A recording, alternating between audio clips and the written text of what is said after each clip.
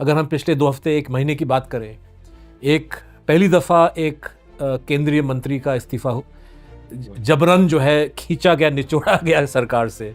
लेकिन 100 शहरों में ये लगभग स्वतः स्फूर्त तरीके से हुआ और आप ये नहीं कह सकते कि ये ख़त्म हो गया, क्योंकि अब मैं ये मानता हूँ कि जंतर मंतर अब लगभग हर कमरे में पहुँच गया है, हर मोबाइल में पहुँच गया है और उसको आप ख़त्म नहीं कर सकते। और जहाँ तक मैं समझ पा रहा हूँ, राहुल गांधी और कांग्रेस पार्टी का रुख पार्लियामेंट में वो था कि भाई चर्चा होनी चाहिए इन सवालों पे जो छात्र उठा रहे हैं, बजाय ये कि आपने एक तरह से एक तरफा तरीके से आपने तय कर लिया कि भाई इन तमाम सवालों का जवाब एक नए कानून में।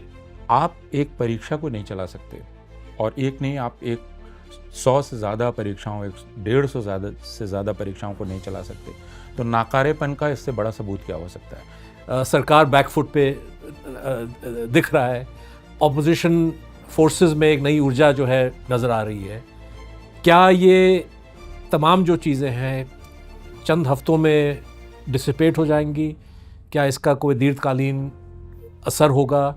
अब भारत के माँ बाप, भारत के अभिभावक ये नहीं जानते हैं कि कंटेंट क्या है परीक्षा का। वो ये नहीं जानते कि उसके पहले करिकुलम क्या है। वो समझाना बड़ा मुश्किल है उनको। लेकिन वो ये तो देखते हैं कि भाई मेरे बच्चे ने 12 घंटे 18 घंटे मेहनत की और तुम एक परीक्षा नहीं करा पाए। तो जो चीज़ वो देख पा रहे हैं कि ये पूरी तरह से निकम्मे हैं। बिल्कुल। और ये निकम्मापन, अब आप कहते हैं कि विचारधारात्मक रूप से ये हैं, बाकी ये हैं, लेकिन निकम्मापन लोगों की समझ में आता है क्योंकि उन पर सीधा असर डाल रहा है। नमस्कार, मैं सिद्धार्थ वरदराजन और आप देख रहे हैं सच्ची बात।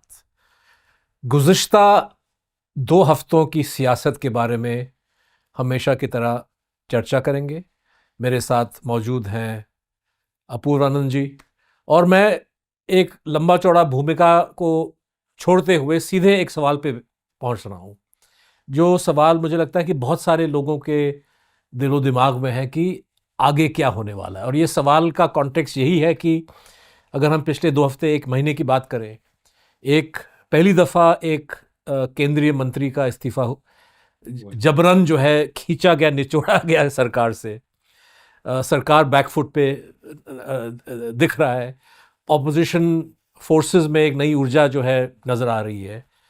क्या ये तमाम जो चीज़ें हैं चंद हफ्तों में डिसिपेट हो जाएंगी? क्या इसका कोई दीर्घकालीन असर होगा? आगे क्या होगा? ये सवाल जो है हर कोई शहरी पूछ रहा है कि जंतर मंतर के बाद, कॉकरोच जनता पार्टी के प्रोटेस्ट के बाद आगे क्या?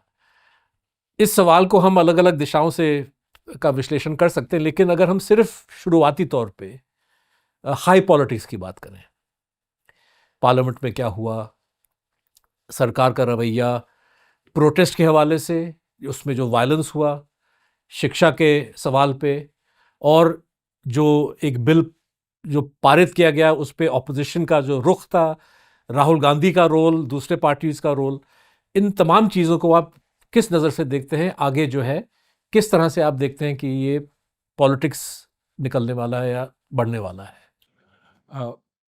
आगे क्या, ये सवाल सबके दिमाग में है कि इसके बाद होगा क्या, क्योंकि अचानक ऐसा लगता है कि चीज़ें ठहर गई हैं और कॉकरोच जनता पार्टी क्या करेगी, ये एक सवाल है लोगों के दिमाग में। लेकिन उसके बाद यह है कि ये जो पूरी ऊर्जा यहाँ निकली, वो ऊर्जा क्या बिखर गई, ख़त्म हो गई, या ये ऊर्जा किसी तरफ जाएगी, बदलाव की तरफ जाएगी, ये प्रश्न है। तो अगर हम शुरू करें वहीं से, जो आपने कहा है कि संसद में विपक्ष की भूमिका, ख़ासकर राहुल गांधी की भूमिका, इससे लें तो इसको मैं अपराइजिंग कहता हूँ, इसको मैं मूवमेंट नहीं कहता। जो हुआ अभी, ये एक तरह का जन उभार था, नौजवानों का जन उभार, जिसमें बाकी लोगों का गुस्सा भी शामिल था। एक गुबार था जो दिलों के अंदर भरा हुआ था और वो जैसे फट पड़ा। और अलग अलग शहरों में ये हुआ, ये सिर्फ दिल्ली तक सीमित नहीं था, तकरीबन 100 शहरों में। तो इसलिए इसको आप सिर्फ सीजेपी द्वारा, मतलब सीजेपी एक ट्रिगर बना, लेकिन 100 शहरों में ये लगभग स्वतः स्फूर्त तरीके से हुआ और आप ये नहीं कह सकते कि ये ख़त्म हो गया है, क्योंकि अब मैं ये मानता हूँ कि जंतर मंतर अब लगभग हर कमरे में पहुँच गया है, हर मोबाइल में पहुंच गया है और उसको आप ख़त्म नहीं कर सकते। जितना भी करने की कोशिश करेंगे उतने आप दयनीय नज़र आएंगे। तो आगे क्या में एक आगे क्या ये है कि अभी एक ऐसी प्रक्रिया शुरू हो गई है, जितने नौजवान हैं वे अब लगातार, उनकी राजनीतिक दिलचस्पी बहुत बढ़ गई है। जिसकी शिकायत हम करते थे कि वे राजनीतिक रूप से उदासीन हैं, और राजनीतिक दिलचस्पी बढ़ी है, यह भारतीय जनता पार्टी के लिए अच्छी खबर नहीं है, क्योंकि अब वे हर चीज़ की पड़ताल कर रहे हैं। दूसरा यह हुआ है कि संसद में विपक्ष को काफ़ी बल मिला है। अब अगर कॉकरोच जनता पार्टी के इस प्रोटेस्ट को देखें तो ये जो भी व्याकरण था, हमारा प्रोटेस्ट का व्याकरण, बाकी चीज़ों के व्याकरण, उस सब को इसने तोड़ फोड़ दिया। किसी भी चीज़ से हम इसकी व्याख्या नहीं कर पा रहे थे। इसमें कोई एक ज़रूर अगर आप जंतर मंतर जाते तो आप देखते कि मंच से 4 नारे दिए जा रहे थे, हमें यही 4 नारे बोलने। लेकिन उसके बाद अगर आप संसद मार्ग चले जाते, दूसरी जगहों पर चले जाते, तो हर किसी के पास अपना नारा था। एक सामान्य बात थी, वो नारा सरकार विरोधी था और वो नारा नरेंद्र मोदी के खिलाफ था। सब कुछ गाली गलौज से भरा हुआ, उनको हिकारत, लानत भेजते हुए, लेकिन हर किसी ने अपना नारा बनाया था। तो ये एक डिसरप्शन है, और हम जैसे प्रोटेस्ट को भी समझते थे, उसमें भी डिसरप्शन है। तो वह चीज़ आप पार्लियामेंट में भी देख सकते हैं क्यों। और ये राहुल गांधी हालांकि पहले से कर रहे हैं, लेकिन इस बार मुझे दिखलाई पड़ा कि वो ये बतला रहे हैं कि आप जो पार्लियामेंट्री लिमिट हम पर रखना चाहते हैं और उस बहाने काबू करना चाहते हैं, तो आपका पूरा दिखावा है, संसदीय कार्रवाइयों का दिखावा, लेकिन उसमें आपने उसकी जान निकाल ली है। तो मैं अब उस नियम कानून से चलने को बाध्य नहीं हूँ।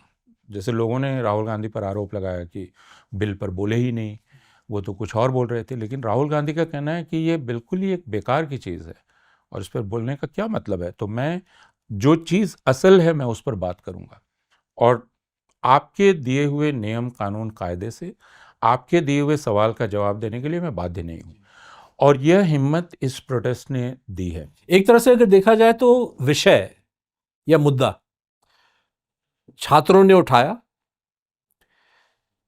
एक तरह से सीमित रहा। एक मंत्री का इस्तीफा वो मांग रहे थे, लेकिन इससे उससे जुड़ा हुआ नीट परीक्षा में जो धांधलियां हुई हैं, उससे जुड़ी हुई जो संस्था है एनटीए, वो भी जो है कटघरे में खड़ा किया गया। इससे जुड़ा हुआ शिक्षा प्रणाली के साथ जिस तरह से खिलवाड़ हो रहा है, ये भी सवाल एक छात्रों ने उठाया। और जहां तक मैं समझ पा रहा हूं, राहुल गांधी और कांग्रेस पार्टी का रुख पार्लियामेंट में वो था कि भाई चर्चा होनी चाहिए इन सवालों पे बिल्कुल जो छात्र उठा रहे हैं, बजाय ये कि आपने एक तरह से एक तरफा तरीके से आपने तय कर लिया कि भाई इन तमाम सवालों का जवाब एक नए कानून में आता है, और वो भी जहां हम 1 के बजाय 10 साल कर देंगे, 1 करोड़ फाइन की जगह 2 करोड़ कर देंगे, और आप चर्चा करें इसी पे। बिल्कुल आपने बांध दिया कि आप इसी रास्ते पे चलेंगे, ऐसे ही चलेंगे, और मुझे खुशी है कि राहुल गांधी ने वैसा करने से इनकार किया। और इस बहाने मैं इसको ऐसे देखता हूं कि अगर आपको एक बहुत बड़ी चट्टान उठानी हो तो आप शायद ऐसे नहीं उठा सकते हैं, तो कोई आप एक लिवर लेते हैं जिससे आप उसको उठाते हैं, और वो लिवर ये था नीट परीक्षा में जो धांधली। क्योंकि ये चीज़ लोगों की समझ में आई कि आप एक परीक्षा को नहीं चला सकते, और एक नहीं, आप एक 100 से ज़्यादा परीक्षाओं, 150 से ज़्यादा परीक्षाओं को नहीं चला सकते। तो नाकारेपन का इससे बड़ा सबूत क्या हो सकता है। ये एक लिवर था जिससे उस बड़े सवाल को उठाया जा सका, जो सवाल शिक्षा का सवाल है। और वो शिक्षा क्यों इस वक्त चौपट है, वो इसलिए कि जो राजनीतिक काबिज है वो उस शिक्षा को होने नहीं देगी। जो राहुल गांधी का वाक्य था कि वे आपको विद्यार्थी रहने नहीं देंगे, they don't allow you to be students. मुझे लगता है कि पिछले 10 वर्षों का ये सबसे आप इसे मौलिक गहरा वाक्य कह सकते हैं जो किसी राजनेता ने कहा होगा, लेकिन ये वाक्य निकला इस प्रोटेस्ट से। ये वाक्य वो कह पाए संसद में, और इस वाक्य को लोगों ने सुना कि, और उन्होंने जो श्रेणियां बनाई स्टूडेंट की, इडियट की और अंधभक्त की, वो श्रेणियां भी लोगों की समझ में आई। वो सिर्फ इसलिए कि ये प्रोटेस्ट हुआ। तो राहुल गांधी एक बड़े सवाल की तरफ ध्यान ले जाना चाह रहे हैं जो अभी जाएगा, क्योंकि लोग अब थोड़े उत्सुक हैं समझने के लिए भी, जानने के लिए भी, कनेक्शंस बनाने के लिए भी, कि क्या है जो पहले नहीं होता, इसके पहले नहीं होता? मेरा मानना है कि अगर हम जंतर मंतर प्रोटेस्ट को समझने की कोशिश करें तो उसकी एक बहुत बड़ी मतलब उसके मजबूती का एक बहुत बड़ा कारण ये था कि डिमांड एक इशू पे केंद्रित था। बिल्कुल। बहुत से लोगों की का तनकीद आ रहा है, वो आलोचना कर रहे हैं कि भाई फलाना इशू क्यों नहीं उठा, किसानों का इशू क्यों नहीं उठा, मजदूरों का क्यों नहीं उठा, SIR अल्पसंख्यकों पे जो बर्बरता हो रहा है इस पे। लेकिन उन्होंने इसको फोकस रखा धर्मेंद्र प्रधान के इस्तीफा पे। उससे एक भारी मात्रा में वहाँ पे लोग इकट्ठा हुए और फाइनली सरकार को ये बात माननी पड़ी। लेकिन कहीं ना कहीं ये नैरो फोकस एक कमजोरी भी हो सकता है कि अगर जैसे अंग्रेजी में कहते हैं कनेक्टिंग द डॉट्स, अगर वो आपको रोकता है डॉट्स को कनेक्ट करने में। क्योंकि हमने देखा कि जैसे राहुल गांधी के भाषण में किस तरह से उन्होंने धर्मेंद्र प्रधान के इस्तीफा की मांग को, नीट शिक्षा प्रणाली, कुलपतियों का चयन, यूनिवर्सिटीज में RSS का इन्फ्लुएंस, इन तमाम चीज़ों को अच्छी तरह से पिरोया बांध लिया। और इसके आगे भी हम देख सकते हैं कि सरकार के जैसे अगर हम रोजगारी की बात करें, जहाँ पे सरकार एकदम नाकाम है। मतलब नौजवान को आप भविष्य क्या दे रहे हैं? आप ठीक से उनको पढ़ा नहीं रहे हैं। जो पढ़ के निकल आता है उनके लिए जॉब नहीं है, जॉब अगर है भी तो गिग वर्क किस्म की चीज़ है। तो सारी चीज़ें कनेक्टेड हैं, लेकिन शायद जंतर मंतर में वो कनेक्शंस नहीं निकले, या हो सकता है कि लोग निकाल रहे थे, हो सकता है कि आने वाले दिनों में वो कनेक्शंस निकलेंगे। किसी भी आंदोलन को अगर आप देखें सिद्धार्थ, आप याद कीजिए कि जो खेती किसानी से जुड़े हुए कानून थे, उनको लेकर जब आंदोलन हुआ तो वो फोकस था उन कानूनों पर कि वापस लो। हाँ, उसी तरह उसके पहले जब शाहीन बाग प्रोटेस्ट हुए तो वो फोकस था बिल्कुल उस कानून पर। उस वक्त हम उनसे ये मांग नहीं कर रहे थे कि आप शिक्षा का प्रश्न क्यों नहीं उठा रहे हैं, आप बाकी चीज़ें क्यों नहीं उठा रहे हैं, आप सरकार का इस्तीफ़ा क्यों नहीं मांग रहे हैं। शाहीन बाग प्रोटेस्ट में भी सरकार का इस्तीफ़ा नहीं मांगा गया, तो यही था कि कानून वापस लो, कानून वापस लो। यहाँ किसान वाले में भी कानून वापस लो, लेकिन वो एक बड़े जनतांत्रिक प्रश्न से जुड़ जाता था।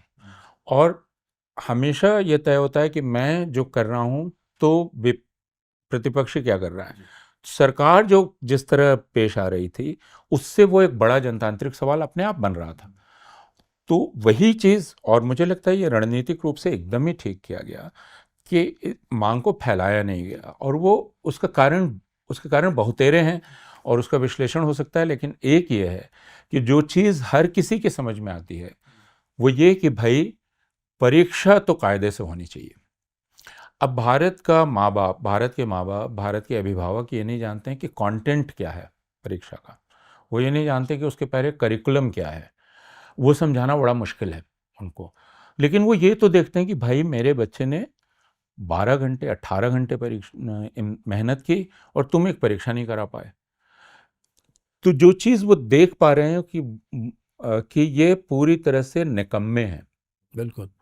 और ये निकम्मापन, अब आप कहते हैं कि विचारधारात्मक रूप से ये हैं, बाकी ये हैं, लेकिन निकम्मापन लोगों की समझ में आता है क्योंकि उन पर सीधा असर डाल रहा है। और मैं ये बिल्कुल ठीक मानता हूँ CJP के लोगों का अप्रोच कि उन्होंने इसको फैलने नहीं दिया। हालांकि प्रेशर था, काफ़ी दबाव बहुत था, ये लालच भी बहुत होता है, लेकिन आप जैसे ही फैला देंगे वैसे ही लोगों की एकाग्रता समाप्त हो जाएगी। और लोग अब जैसे ही फैला देंगे, ये भी एक बहुत दिलचस्प मनोवैज्ञानिक चीज़ है कि भारत में लोगों को जैसे ही अंदेशा होने लगता है कि आप एक राजनीतिक प्रश्न उठा रहे हैं, वे पीछे हट जाते हैं। लेकिन उनको लगे कि नहीं, आप उनकी ज़िंदगी से जुड़ा हुआ एक वास्तविक प्रश्न उठा रहे हैं, तो वो आपसे जुड़ते हैं। और अच्छी बात यह है, अच्छी बात कह लीजिए, जो भी कह लीजिए, हकीकत यह है कि सरकार का जो रवैया रहा जुलाई 20 को, जिस तरह से प्रदर्शनकारियों पे हमला किया गया, पैलेट गन्स का इस्तेमाल किया गया, बिहार में AK-47 जो है वो चलाए गए, दिल्ली में भी सवाल खड़ा किया गया है कि एक महिला के कान पे जो चोट लगी है, बीजेपी वाले और दिल्ली पुलिस का भी ये दावा है कि ये किसी ब्लंट इंस्ट्रूमेंट से हुआ, हालांकि हॉस्पिटल का नोट कहता है गन शॉट इंजरी, और वो महिला भी कहती कि हमने एक फायरिंग की आवाज़ सुनी। तो हो सकता है कि दिल्ली शहर में भी लाइव फायरिंग हुआ, हालांकि पुलिस इसका इनकार कर रहा है, लेकिन पैलेट गन्स को भी पुलिस ने कहा कि हमने यूज़ नहीं किया, जबकि अब साफ निकल चुका है आरएफ और पुलिस डायरी से कि इस्तेमाल किया गया। कहने का मतलब कि सरकारी रवैया, सरकारी रिएक्शन प्रोटेस्ट को कुचलने में, एक तरह से जो पॉलिटिक्स सीजेपी ने, मतलब मूवमेंट को एक नैरो फोकस जो था धर्मेंद्र प्रधान का इस्तीफा, सरकार ने अपने मिस हैंडलिंग से या हैंडलिंग जो भी कह लीजिए, उससे बहुत सारे लोगों की आंखें खोल दी। मतलब जिन चीज़ों की समझ प्लेटफॉर्म से नहीं हो पाया वहाँ पे, और शायद उचित भी नहीं था कि आप उसको वाइडन करें, सरकार ने खुद लोगों के आंखों से वो पट्टियाँ हटा दी। हाँ, जैसे यह बात हम लोग बहुत अरसे से करते आए हैं, विपक्षी दल भी कर रहे हैं, लेकिन व्यापक जनता उसे नहीं समझ पाती है। तो व्यापक जनता कुछ मोटा मोटी ढंग से बातों को समझती है कि आप इंसानियत से पेश आते हैं कि नहीं, आप कितने निर्मम हैं, कितने बर्बर हैं। आप सोनम वांगचुक के उपवास को देख लीजिए, वह उपवास जैसे जैसे बढ़ता चला गया, वैसे वैसे सहानुभूति लोगों की बढ़ती चली गई, और लोग ये सोचने लगे कि भाई बहुत मामूली सी बात है, सरकार बात भी क्यों नहीं कर रही है, एक बयान नहीं, एक मंत्री क्यों नहीं जा सकता है, ये इतनी मुश्किल क्या है इसमें, और इसे सरकार ने इज्जत का सवाल क्यों बना लिया है। और जब उन्होंने वांगचुक को उठा लिया, तो वहाँ से जिस तरह से उठाने का भी तरीका होता है, जिसमें उन्होंने चादरों से घेरा और उठाया, तो बहुत लोगों ने उन चादरों को कफन की तरह देखा। और क्या आप जिंदा आदमी के साथ, एक कमज़ोर आदमी के साथ, एक 60 साल के आदमी के साथ ऐसा कैसे कर सकते हैं। तो आप जिसे कह सकते हैं, मैं हमेशा देखता हूँ कि अंग्रेजी में जो शब्द है कि ये गटरल लेवल पर लोगों ने इसको महसूस किया, एकदम जैसे हिट किया इसने, कि अच्छा कफन आपने उड़ा दिया एक जिंदा आदमी को। ये चीज़ लोगों को बहुत बुरी लगी, और उस दिन से जंतर मंतर पे अचानक लोगों की संख्या काफ़ी बढ़ गई, और 20 तारीख को वो बहुत ही ज़्यादा बढ़ गई। और फिर 20 को जो सरकार ने किया, जो कि सरकार का इंस्टिंक्ट है, तो सरकार ने इसके पहले भी किसान, पहली बार नहीं किया, किसान जब आ रहे थे तो राजमार्ग खोद दिए गए, आपको ध्यान होगा, गड्ढे खोद दिए गए, वो तो किसान ट्रैक्टर उतार के और उसको भर के चले आए, कीलें गाड़ दी गई। शाहीन बाग के साथ जो किया गया वो हम सब लोगों ने देखा है, हिंसा की गई। तो इन्होंने यहाँ उसी इंस्टिंक्ट से काम किया, लेकिन इस बार जो वहाँ लोग इकट्ठा थे, उनको आप किसी एक ब्रैकेट में नहीं डाल सकते थे कि ये किसान हैं, सिख हैं, ये मुसलमान हैं, अर्बन नक्सल है, जो भी लेबल आप लगाते हैं, उनमें कुछ भी नहीं था, क्योंकि वहाँ माँ बाप मौजूद थे, भाई बहन मौजूद थे, बहुत सारे कॉरपोरेट एग्जीक्यूटिव्स थे वहाँ पर। मैं 20 तारीख को जब गया तो मैंने सुना एक व्यक्ति को, जिसको ये लोग स्टार्टअप कहते हैं और अपनी शान बताते हैं, उसमें एक व्यक्ति इंटरव्यू दे रहा था, वो बहुत दिलचस्प था। उसने कहा कि मैंने एक स्टार्टअप खोला है और मैं इतने लोगों को मैंने नौकरी दी है, और मेरा जीएसटी का पैसा जाता है, और मेरे जीएसटी के पैसे से ये बच्चों को मार रहे हैं, और वो रो रहा था। और एक महिला थी जिसको पीटा पुलिस ने, और वो कह रही थी कि मैं इतने करोड़ के कंपनी के मालिक हूं और तुम मुझे पीट रहे हो। तो यह अंदाज सरकार को नहीं होगा कि वो किन के खिलाफ थी। तो इस और इसी वजह से लोगों ने इसको बिल्कुल अपने शरीर पे महसूस किया। यह सरकार दरअसल इनह्यूमन है, ये इंसानियत इसमें ज़रा भी नहीं है, और वह इस सरकार के खिलाफ गया। अगर हम सांप्रदायिक कहेंगे, मेजॉरिटेरियन कहेंगे, तो यह बात बहुत बार लोगों की समझ में नहीं आती है। लेकिन लोगों ने देखा कि यह सरकार दरअसल बर्बर है, यह सरकार निकम्मी है, बर्बर है, इनह्यूमन है, इसमें इंसानियत ज़रा भी नहीं है। और उसके बाद जो ढिठाई है, क्योंकि वो ढिठाई नरेंद्र मोदी के इंस्टाग्राम रील में दिखाई पड़ी, जिस पर हम लोग आगे बात कर सकते हैं, तो लोग देख के हैरान रह गए कि तुम इतना नीचे कैसे गिर सकते हो। अगर हम जवाबदेही की बात करें, अकाउंटेबिलिटी शब्द का काफ़ी प्रयोग किया गया जंतर मंतर में, और जब बहुत सारे प्रदर्शनकारियों से 26 के बाद मीडिया वालों ने सवाल पूछा कि भाई एक शब्द बताइए, इस प्रोटेस्ट का निचोड़ क्या था, वो कह रहे हैं कि भाई अकाउंटेबिलिटी, कि सरकार जो है ये पब्लिक के सपोर्ट के, पब्लिक के वोट के बेसिस पे चुन के आती है, और पब्लिक के लिए एक तरह से जवाबदेही होनी चाहिए। और इसके चलते धर्मेंद्र प्रधान को इस्तीफ़ा देना पड़ा। किसी का ये इल्ज़ाम नहीं था कि धर्मेंद्र प्रधान ने खुद नीट पेपर लीक किया या धांधली किया, लेकिन आप एक प्रणाली के ऊपर आप बैठते हैं, आपका एक ज़िम्मा बनता है, आपके देखरेख में ये सब हुआ है, तो कहीं ना कहीं आपकी एक मॉरल जिम्मेदारी है, एक नैतिक, एक लीगल जिम्मेदारी है, और उस जिम्मेदारी के चलते आपको मजबूर किया गया कि आप पद छोड़ दें। ठीक इसी तरह अगर हम गृह मंत्रालय के बारे में बात करें, गृह मंत्री के बारे में बात करें, दिल्ली में ये पैलेट गन्स का इस्तेमाल किया गया। अब ये मामला जो है सुप्रीम कोर्ट में चला गया, जहाँ पे यशोवर्धन आज़ाद, 2 विक्टिम्स, वृंदा ग्रोवर जो लॉयर हैं वो वहाँ पे आर्ग्यू कर रहे हैं कि भाई ये किस संवैधानिक प्रोविज़न के तहत ये सब किया गया है, किन कानूनों के तहत ये किया गया है, और इस पे कोर्ट कुछ कहेगा, फैसला सुनाएगा। लेकिन सरकार का जो इनिशियल रिएक्शन, पुलिस का जो इनिशियल रिएक्शन, वो क्या था कि भाई उन्होंने डिनाई किया। जब पहले विक्टिम्स पेश आए तो पुलिस का और फैक्ट चेकिंग, आईएनबी मिनिस्ट्री के फैक्ट चेकिंग यूनिट का बयान आया कि ऐसा हुआ नहीं।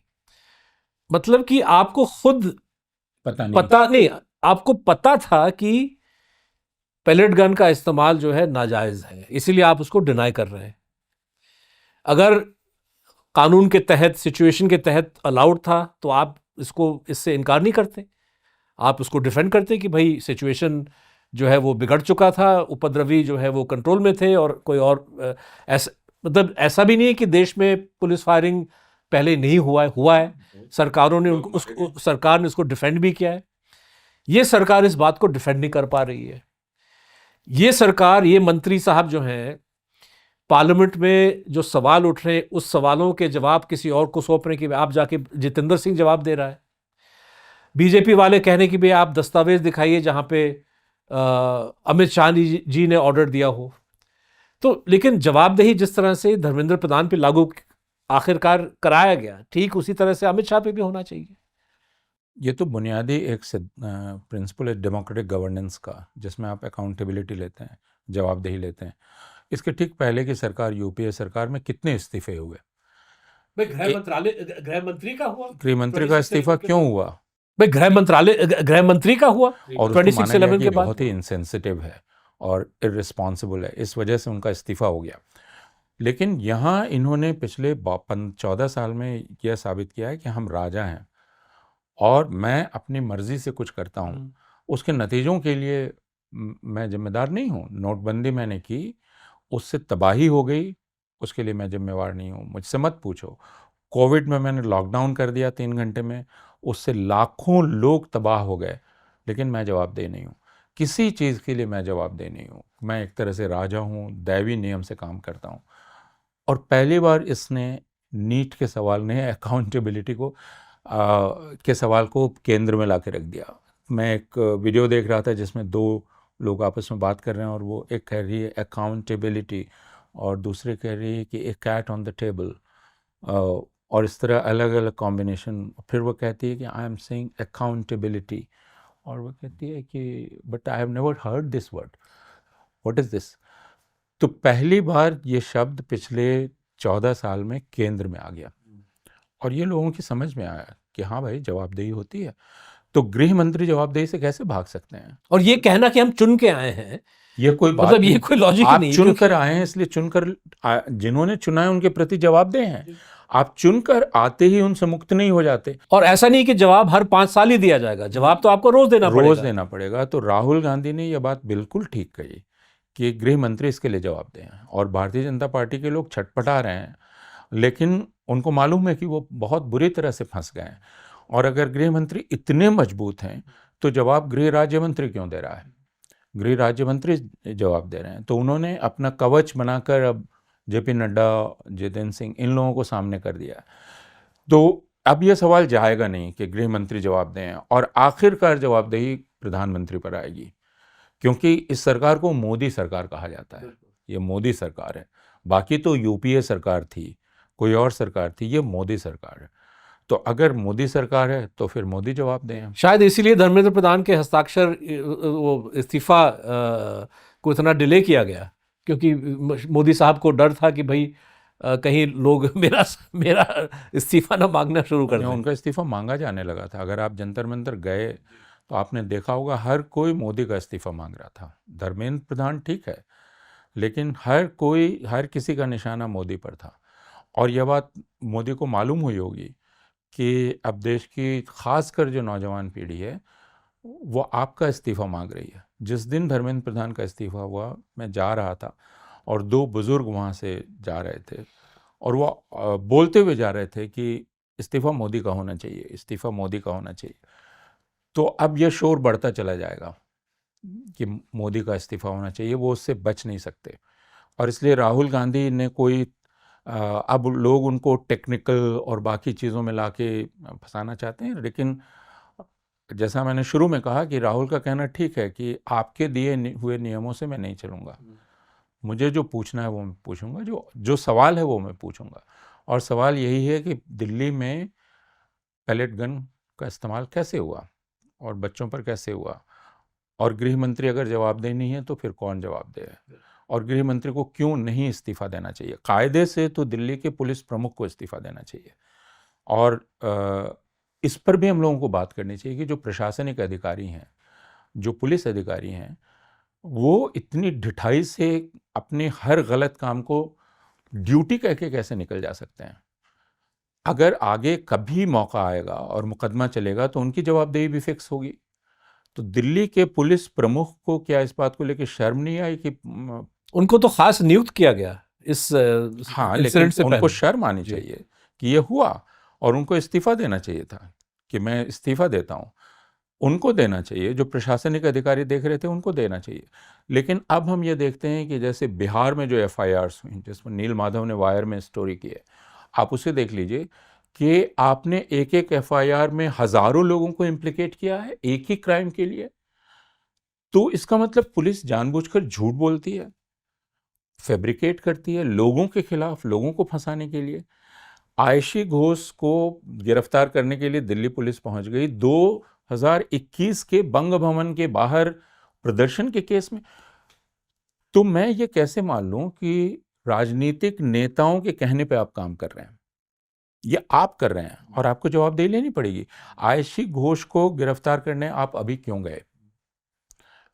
ये तो प्रश्न दिल्ली के पुलिस प्रमुख को इसका जवाब देना पड़ेगा ना, कि अगर इसे हम परसिक्यूशन ना कहें, quote and quote witch hunt ना कहें, अगर हम इसे ना कहें कि अब प्रदर्शन चूंकि गुजर गया तो अब हम सजा देंगे सबको, अगर हम ना कहें तो क्या कहें?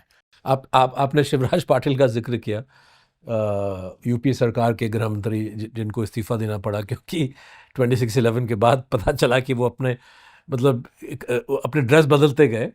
मज़े की बात यह है कि इस दौरान अमित शाह गृह मंत्री वो भी पार्लियामेंट में जब पेश आए पत्रकारों के सामने तो उन्होंने उनसे ऐसे तीखे तल्ख सवाल नहीं पूछे कि भी सब क्या हो रहा है दिल्ली में। सवाल जिस सवाल को लेके शिवराज पाटिल को डॉक में खड़ा किया गया वो एक चर्चा का विषय, एक मजाक का इशू बन गया कि भाई आज कौन सा ड्रेस पहन रहे, इतनी अच्छी बात है की।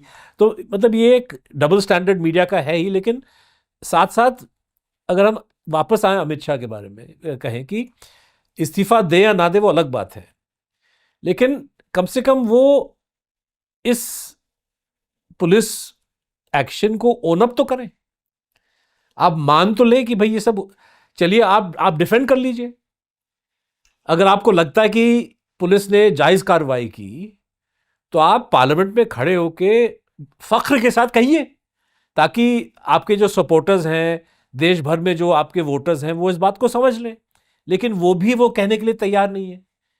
बताया जाता है कि सबसे बहादुर, सबसे श्रेष्ठ गृह मंत्री हैं सरदार पटेल के बाद, लेकिन आप में जरा सी हिम्मत नहीं है कि आप अपने पुलिस वालों की जो चीज जिन चीजों को उन्होंने अंजाम दिया उसको आप ओन अप नहीं कर पा रहे।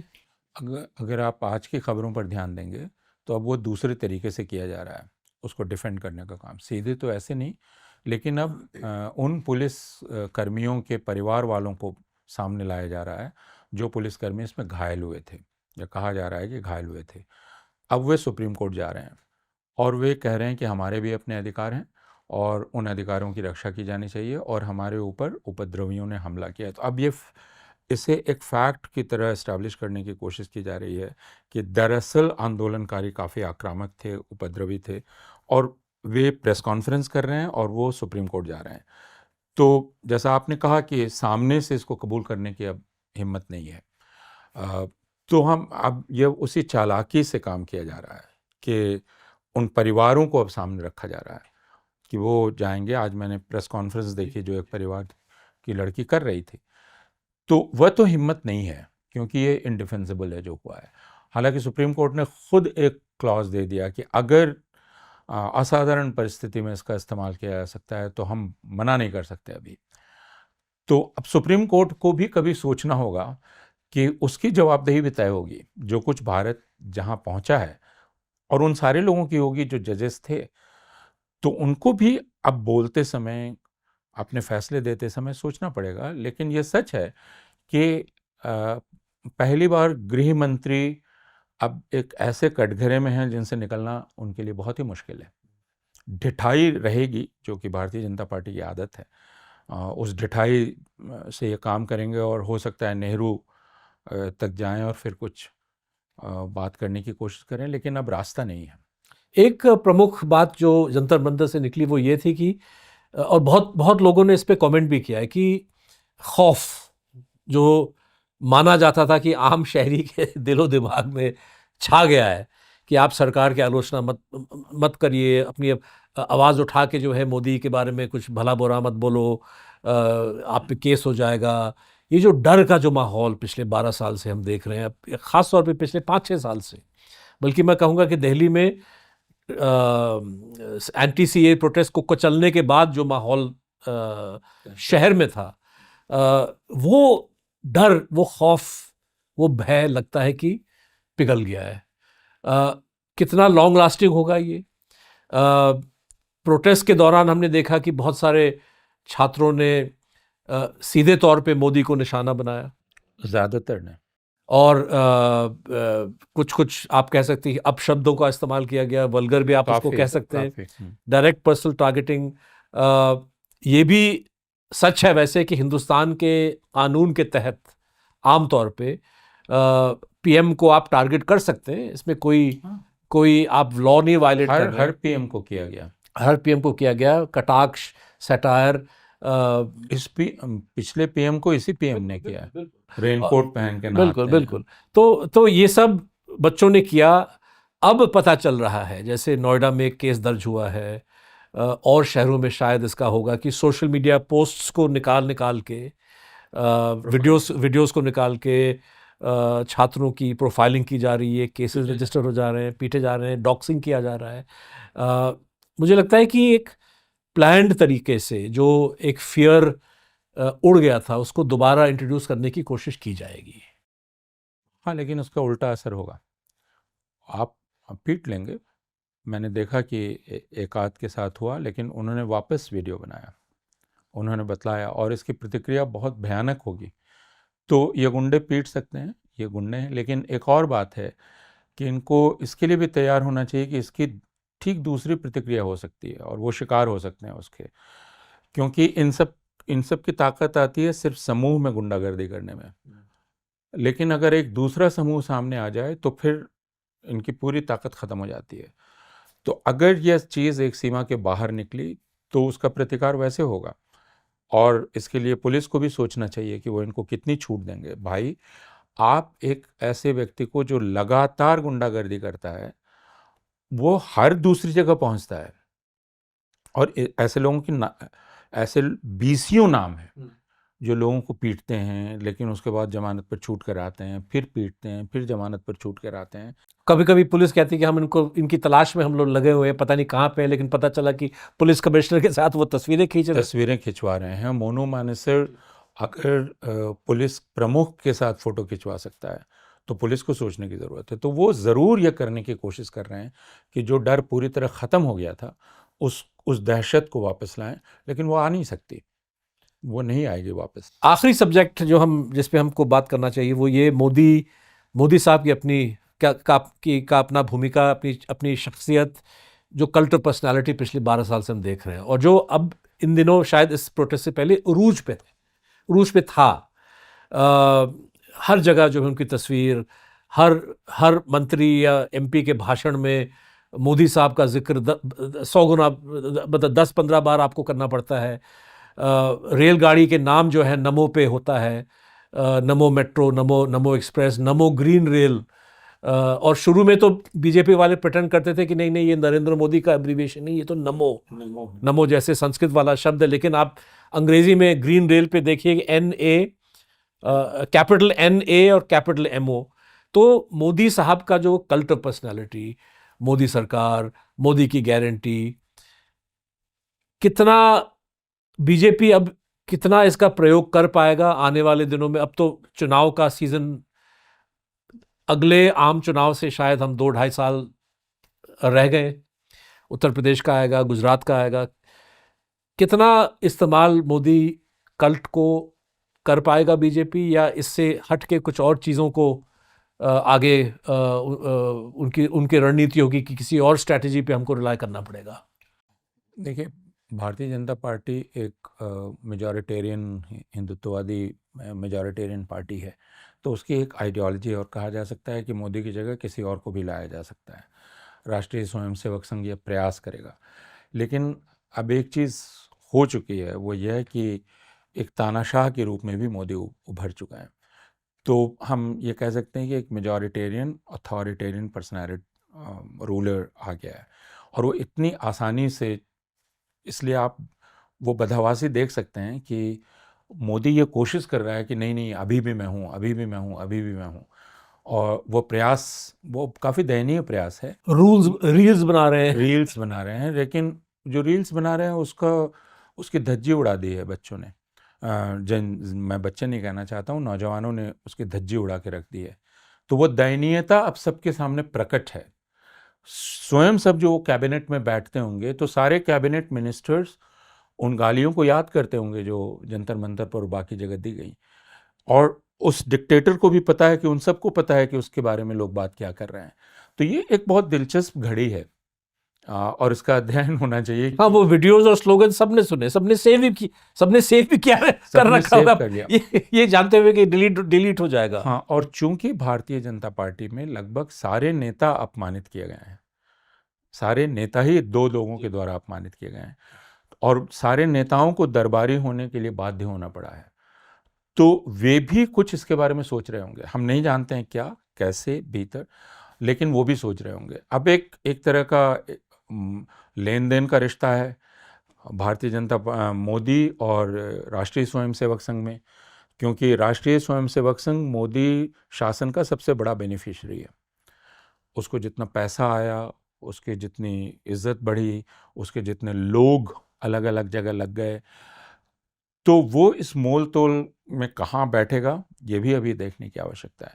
तो ये सारी चीज़ें अनिश्चितता के गर्भ में है, लेकिन मोदी ने जो बहुत बड़ी छवि बना रखी थी, जिसके बारे में राहुल गांधी ने कहा, और जो कहते ही लोग तिलमिला गए कि जो इडियट होता है वो दरअसल अपनी एक बहुत बड़ी तस्वीर बनाता है, तो वह तस्वीर तो पूरी तरह दरक चुकी है, ख़त्म हो चुकी है, और वह रुतबा अब मोदी को वापस हासिल नहीं होगा। जितनी वो कोशिश करेंगे उतने दयनीय नज़र आएंगे। अभी मैंने देखा कि लोधी रोड पर भारतीय जनता पार्टी के युवा मोर्चा ने कई होर्डिंग्स लगाई जिसमें उन्होंने लिखा जेन जी फॉर मोदी। तो अब वो बिल्कुल डेस्परेशन में है साबित करने के, लेकिन वो दयनीय है, और मोदी का रुतबा वापस नहीं आ सकता। बिल्कुल, मुझे लगता है कि इंडियन पॉलिटिक्स एक दिलचस्प मोड़ पे आ चुका है। आगे क्या होगा, चुनाव का सीजन आ रहा है, ये देखने को मिलेगा हमको। इस पे हम बार बार दोबारा प्रयास करेंगे। अपूर्वानंद, बहुत वक्त गुजर जाता है, हम कोशिश करेंगे महीने में एक बार आप और हम बैठ के इस चीज़ का विश्लेषण करें। और दर्शकों तक जो है इन बातों को पहुंचाएं।